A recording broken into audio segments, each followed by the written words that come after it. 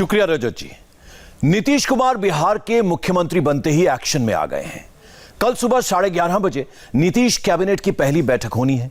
इस बार उनकी कैबिनेट की पिक्चर बदली हुई है। बिहार में एक की जगह अब 2 डिप्टी सीएम हैं। सबसे बड़ी बात यह है कि नीतीश मुख्यमंत्री है, लेकिन मंत्रिमंडल में बीजेपी के ज्यादा मंत्री हैं। नीतीश कैबिनेट में बीजेपी ने कई नए चेहरों को लेकर फ्यूचर इन्वेस्टमेंट के साथ एक्सपेरिमेंट भी किया है। नीतीश कैबिनेट में बीजेपी का दबदबा है और इसी से अब यह अटकलें लगनी शुरू हो गई हैं कि क्या बिहार सरकार अब बीजेपी की मर्जी से चलेगी। यह रिपोर्ट देखिए और समझिए कि कैसे नीतीश के लिए आने वाला टाइम काफी चैलेंजिंग होने वाला है।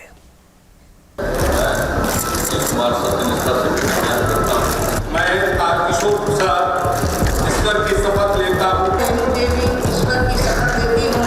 मैं विधि द्वारा स्थापित भारत के संविधान के प्रति सबकी श्रद्धा और निष्ठा रखूंगी। मैं प्रत्यक्ष अथवा अप्रत्यक्ष रूप से संशोधित या प्रकट नहीं करूंगा। 7-5 का फॉर्मूला। बीजेपी के 7 मंत्री, जेडीयू से 5 मंत्रियों की शपथ, हम और वीआईपी से एक मंत्री।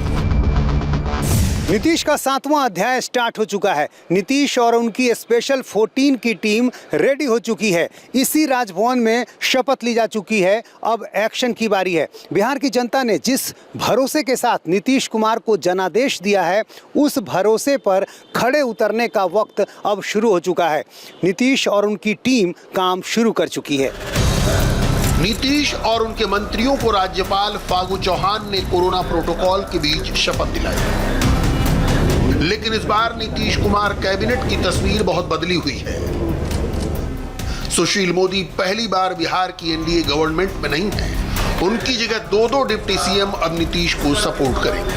तारकिशोर प्रसाद और रेणु देवी को डिप्टी सीएम बनाने के पीछे भी बीजेपी ने कास्ट कॉम्बिनेशन का पूरा ध्यान रखा। 64 साल के तारकिशोर 12वीं तक पढ़े लिखे हैं। वो सीमांचल रीजन के कटिहार से जीत कर आए हैं। तारकिशोर कलवार वैश्य समुदाय से हैं, जो ओबीसी में है। उनकी व्यापारी समुदाय पर अच्छी पकड़ है। तारकिशोर प्रसाद सुशील मोदी के करीबी हैं। वहीं दूसरी तरफ रेणु देवी बेतिया से 4 बार विधायक रह चुकी हैं। वो अति पिछड़ा वर्ग के नोनिया समाज से आती हैं। अमित शाह के समय रेणु देवी बीजेपी की राष्ट्रीय उपाध्यक्ष रह चुकी हैं। 2005 में वो नीतीश सरकार में कला और संस्कृति मंत्री बनाई गई थी। शपथ ग्रहण के समय तक तारकिशोर और रेणु देवी को डिप्टी सीएम बनाने का औपचारिक ऐलान नहीं हुआ था, लेकिन मंच पर नीतीश के बगल की 2 कुर्सियों पर इन दोनों के बैठने से ये साफ हो गया कि ये दोनों ही नीतीश के डिप्टी हैं। जो जिम्मेदारी मिली है उसको निभाएंगे। 2 डिप्टी सीएम हैं इस बार बीजेपी के। ये तो अच्छी बात ही है, काम ज़्यादा बेहतर ढंग से करेंगे। आपको लगेगा तालमेल नीतीश कुमार से बढ़िया चल सकेगा? निश्चित रूप से चलेगा, इसलिए हम लोग साथ काम कर रहे हैं। सुशील मोदी का भी मार्गदर्शन लेते रहेंगे? आप तो बड़े करीबी माने जाते हैं उनके।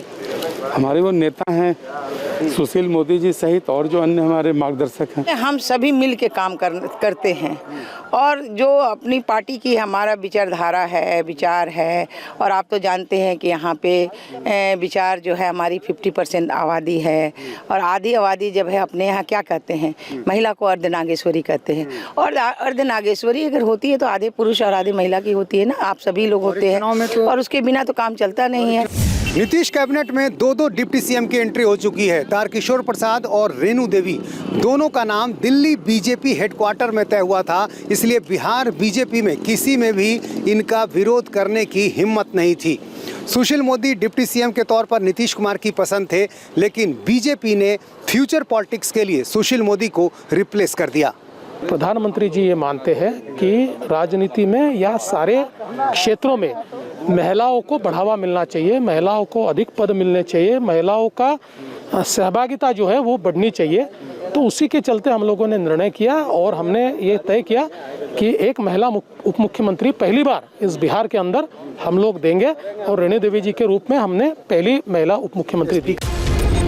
शपथ ग्रहण समारोह के बाद राजभवन परिसर में ही नीतीश के नए मंत्रियों के लिए चाय पार्टी भी रखी गई। इसमें एनडीए और जेडीयू के नेता भी शामिल हुए। शपथ ग्रहण के बाद मंत्रियों से मिलकर नीतीश बाहर निकलने लगे तो उनके साथ सुशील मोदी भी चल रहे थे। नीतीश ने सुशील मोदी के सवाल पर क्या कहा, सुनिए। जिम्मेवारी है, जिम्मेवारी का निर्वहन करना है और क्या। सर नई टीम होगी, इस बार नया टीम है। बिल्कुल, हर बार कुछ न कुछ नयापन आता है। Sushil Modi sir this time, Sushil Modi. Nitish के शपथ ग्रहण समारोह के लिए गृह मंत्री अमित शाह और बीजेपी अध्यक्ष जेपी नड्डा खास तौर पर पहुंचे। नीतीश की नई टीम के गठन में हर समीकरण का ध्यान रखा गया है। क्षेत्र, जाति, नाम, काम, दबदबा और निष्ठा, इसके आधार पर एनडीए के सभी चारों पार्टियों ने नई टीम बनाई है। अभी तो विस्तार होगा, कुछ चेहरे और आएंगे इसके अंदर, लेकिन भारतीय जनता पार्टी में एक बहुत सहज प्रक्रिया होती है। हम लोग पीढ़ी बदलते हैं, नए लोगों को चांस देते हैं ताकि उनको भी मौका मिले, वो भी पार्टी को बढ़ाए। तो मुझे लगता है कि उसी प्रक्रिया में एक कुछ नए चेहरों को हमने स्थान दिया है। पहली बार बिहार कैबिनेट में बीजेपी का दबदबा है, उसकी सीटें ज्यादा हैं, विधानसभा में उसके एमएलए ज्यादा है, इसीलिए उसके मंत्री भी ज्यादा हैं। बीजेपी ने पूरे कास्ट कॉम्बिनेशन के साथ अपने चेहरों को मैदान में उतारा है और इस बार स्पीकर का पद भी बीजेपी को मिलना तय है। बीजेपी ने पहली बार बिहार में बांह फैलाई है। नीतीश की नई टीम में बीजेपी कोटे से सबसे ज्यादा 7 मंत्री बने हैं। बीजेपी की तरफ से संतुलित तरीके से कास्ट कॉम्बिनेशन किया गया है। बीजेपी ने पिछली टीम से सिर्फ मंगल पांडे को ही कैबिनेट में रखा, बाकी तमाम चेहरे बदल दिए हैं। जाहिर है बीजेपी ने बड़ा दांव खेला है। 2 डिप्टी सीएम के अलावा बीजेपी की तरफ से मंत्री बनने वाले मंगल पांडे ब्राह्मण हैं। बीजेपी के संगठन पर अच्छी पकड़ है। बिहार बीजेपी के अध्यक्ष रह चुके हैं। जीवेश मिश्र भूमिहार हैं और अगड़ी जात में इनका दबदबा है। आरा से चौथी बार जीत कर आए अमरिंदर प्रताप सिंह राजपूत हैं। 73 साल की उम्र में पहली बार मंत्री बने हैं। रामप्रीत पासवान दलित हैं और राम सूरत राय यादव समुदाय से हैं। जो हमें जिम्मेवारी दी गई है, मैं उस जिम्मेवारी का ईमानदारी से फिर से निर्वहन करने की कोशिश करूंगा। राज्य की जनता की बेहतर सेवा कर सकूं, आदरणीय प्रधानमंत्री जी के सपने के अनुसार आत्मनिर्भर बिहार बना सकूं और इस आत्मनिर्भर बिहार को बनाने में आदरणीय प्रधानमंत्री जी का भी सहयोग मिलेगा, भारत सरकार का मिलेगा और हम अपने मुख्यमंत्री श्री नीतीश कुमार जी के नेतृत्व में निश्चित रूप से इस राज्य को विकसित प्रदेश और आत्मनिर्भर प्रदेश बनाने में देखिए, चेहरे बदलते रहते हैं, पार्टी बदलती रहती है, चेहरे उन चेहरों को लाके, ऐसा नहीं है कि जिन चेहरों को बदला है उन चेहरों का पार्टी में सम्मान नहीं है और वह पार्टी के काम में नहीं रहेंगे और पार्टी उनके दायित्वों का भी पार्टी उसको तय कर रही होगी। यादव वोटों में सेंधमारी करने में बीजेपी कामयाब हो सकेगी आपको लगता है? आपको यदि मौका मिला, मंत्रिमंडल में रखा, तो ये मकसद पूरा हो पाएगा? हम लोग किसी एक जात के लिए काम नहीं करते, हम लोग जमात के लिए काम करते हैं, हम लोग समाज के लिए काम करते हैं, हम लोग पूरे बिहार वासियों के लिए काम करते हैं। लालू यादव कहते हैं यादव तो मेरा है, यादव वोट बैंक पे मेरी पकड़ है। आपको लगता है ऐसा है या टूटा है? जनता किसी का नहीं है, जनता कोरा कागज है, जनता का काम होगा, उसके साथ जनता रहेगी। लेकिन बीजेपी से उलट नीतीश ने अपनी पार्टी जेडीयू से पुराने और भरोसेमंद चेहरों पर भी भरोसा जताया है। नीतीश कुमार के कोटे से जिन लोगों ने मंत्री पद की शपथ ली है, उनमें सभी जातियों को साधने की कोशिश की गई है। नीतीश खेमे से शपथ लेने वालों में सवर्ण, दलित, अति पिछड़ा और महिलाएं, यानी कि उनकी कोशिश है कि हर तबके के लोगों का प्रतिनिधित्व हो। विजय चौधरी भूमिहार समाज से हैं। वो विधानसभा स्पीकर रह चुके हैं। विजेंद्र यादव सबसे ताकतवर ओबीसी यानी यादव नेता हैं और जेपी आंदोलन के जमाने से नीतीश को जानते हैं। विजेंद्र यादव की छवि साफ सुथरी है, साथ ही बिजली व्यवस्था अच्छी करने में उन्होंने काफी काम किया है। अशोक चौधरी महादलित हैं, इन्हें कांग्रेस से जेडीयू में खुद नीतीश लेकर आए। मेवालाल चौधरी कुशवाहा समाज से हैं। मुंगेर क्षेत्र में कोयरी समाज में इनकी मजबूत पकड़ है। जबकि शीला मंडल नीतीश कैबिनेट में नया चेहरा है, अति पिछड़ी जाति से हैं और वो पहली बार जीती हैं और सीधे मंत्री बनी हैं। बीजेपी के साथ क्या लग रहा है कि पहले की तरह तालमेल रहेगा, कामकाज होगा? क्योंकि चर्चा ये हो रही है कि बीजेपी की संख्या अधिक है, मंत्रालय उनका अधिक होगा, तो कुछ बदला हुआ इस बार दिखेगा। उससे क्या बदला हुआ? आखिर नेता नीतीश कुमार हैं, किसी पार्टी के मंत्रियों की संख्या एक कम रहे ज़्यादा रहे, इससे तो कोई फर्क पड़ता नहीं। सौभाग्य है कि नीतीश जी तो बहुत हार्ड टास्क मास्टर हैं, उनके साथ काम करना और उनके साथ उनकी टीम में रहना एक अपने आप में बहुत बड़ी चुनौती है, लेकिन उन्होंने विश्वास व्यक्त किया, ये अपने आप में एक बड़ी बात है और हम धन्यवाद देते हैं नेता को उसके लिए। और हम समझते हैं कि आने वाले समय में उन चुनौती को हम लोग सामना करेंगे मजबूती के साथ। जीतन राम मांझी की पार्टी हम से उनके बेटे संतोष मांझी ने शपथ ली, जबकि विकासशील इंसान पार्टी के मुकेश सहनी, जिन्हें सना मल्लाह कहा जाता है, वो भी नीतीश सरकार में मंत्री बने हैं। मुकेश सहनी चुनाव हार गए थे, लेकिन उन्हें मंत्री बनाया गया है। हमें बहुत खुशी है कि माननीय मुख्यमंत्री जी नीतीश जी के नेतृत्व में बिहार जो चलेगा उसका मैं एक पार्ट रहूँगा और उनसे बहुत कुछ सीखूंगा और बिहार कल से बेहतर आज है और आज से बेहतर कल बिहार बनाने के लिए हम लोग काम करेंगे। नीतीश और उनकी सरकार के सामने टू डू लिस्ट तैयार है। नीतीश 7 निश्चय पार्ट 2 का प्रॉमिस करके सत्ता में लौटे हैं, इसीलिए नीतीश को 7 निश्चय पूरा करना उनकी पहली प्राथमिकता होगी।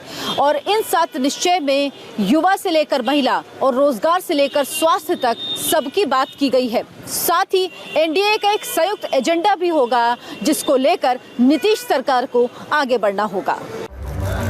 नीतीश 7वीं बार मुख्यमंत्री बने हैं। 2005 से वही सत्ता में है। अब जनता कोई बहाना नहीं सुनेगी, इसीलिए टीम नीतीश के सामने बिना देरी किए फौरन एक्शन में आने के अलावा कोई विकल्प नहीं है। नीतीश की नई टीम के आगे 7 निश्चय के वादों के अलावा जो सबसे बड़े चैलेंज हैं वो है वैक्सीन बनने तक कोरोना पर लगाम लगा कर रखना, बिहार में युवाओं के लिए रोजगार के नए मौके बनाना, बिहार से बड़ी संख्या में आए युवाओं का पलायन रोकना, स्वास्थ्य सेवाएं और कानून व्यवस्था को बेहतर करना। जनता का फैसला है, उसी के अनुरूप फिर से एनडीए की सरकार बनी है। हम लोग मिलकर काम करेंगे, जनता की सेवा करते रहे, जनता की सेवा करते रहेंगे। नीतीश के सामने चैलेंज एडमिनिस्ट्रेशन का भी है और पॉलिटिकल भी। पहली बार बीजेपी बिग ब्रदर है और सीएम पद होते हुए भी नीतीश का कद छोटा है। अब चुनौती इस बात की है कि मजबूत विपक्ष आरजेडी और ताकतवर बीजेपी के बीच जेडीयू का राजनीतिक विस्तार कैसे किया जाए। आने वाले समय में पॉलिटिकल चुनौती ही नीतीश कुमार के लिए एक बड़ी चुनौती साबित होगी। नीतीश 46 साल से पॉलिटिक्स में हैं। कभी उनकी जोड़ी लालू के साथ दिखती थी, जब वो बीजेपी के साथ जुड़े तो बिग ब्रदर के रोल में थे। लेकिन नीतीश का जो कद पिछले चुनावों में दिखा वो इस बार नहीं है। नरेंद्र मोदी बिहार के चुनाव में एनडीए की तरफ से विक्ट्री फैक्टर साबित हुए हैं। नीतीश भी ये जानते हैं, चुनाव में बीजेपी के मुकाबले जेडीयू की सीटें भी काफी कम हैं। लेकिन ये नीतीश का ब्रांड वैल्यू है कि मुख्यमंत्री के नाम पर कोई संशय कभी नहीं रहा। अब आने वाले दिनों में नीतीश को बीजेपी की नई टीम के साथ बेहतर समन्वय बनाना होगा। नीतीश के सामने जेडीयू के संगठन को फैलाने की बड़ी चुनौती होगी। जेडीयू में second and third line lead को उभारना होगा। जेडीयू में नीतीश के अलावा दूसरे और बड़े चेहरे ढूंढने होंगे। नीतीश कुमार ने प्रचार के आखिरी दिन इसे अपना अंतिम चुनाव कहा था, तो अगले 5 साल में उन्हें जेडीयू का नया लीडर डेवलप करना होगा, जो पॉपुलर फेस भी हो और सबको स्वीकार भी हो। अब तक सरकार चलाना नीतीश कुमार के लिए केक वॉक था। विपक्ष नाम मात्र का था, डिस्क्रेडिटेड था और उसे जंगल राज के नाम पर खारिज करना बेहद आसान था। लेकिन अब नीतीश कुमार का सामना एक ऐसे विपक्ष से होगा जो नया है, युवा है, संख्या बल में नीतीश कुमार से ज्यादा है और नई ऊर्जा से लैस है। साथ ही अब नीतीश कुमार को तेवर भी तेजस्वी यादव ने दिखा दिए हैं, जिस तरह से वो शपथ ग्रहण समारोह में शामिल नहीं हुए। यानी ये साफ है कि वो कदम कदम पर नीतीश कुमार के लिए चुनौतियां खड़ी करते रहेंगे। महागठबंधन में शपथ समारोह में ट्रेलर दिखाई दिया है। नीतीश को भी पता है कि महागठबंधन अब पहले से कहीं ज्यादा ताकतवर है। आरजेडी, कांग्रेस और लेफ्ट पार्टियों ने शपथ समारोह का बहिष्कार किया। तेजस्वी समेत इनका कोई भी नेता शपथ में नहीं पहुंचा। अब विधानसभा में इन दलों को साथ लेकर काम करना नीतीश के सामने बड़ी चुनौती होगी। और